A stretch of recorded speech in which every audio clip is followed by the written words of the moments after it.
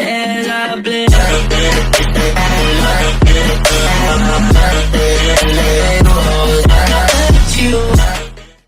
Hey guys, Apple Maniac YT here.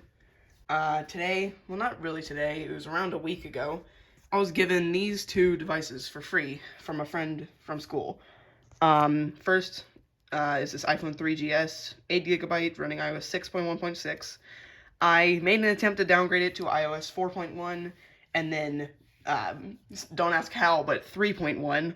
Both failed, and it's stuck in recovery mode, but I am going to get it out soon. And then probably make a tutorial on how to downgrade to 4.1 or 3.1 or something, I don't know. And then this, it's dead right now and stuck in recovery mode.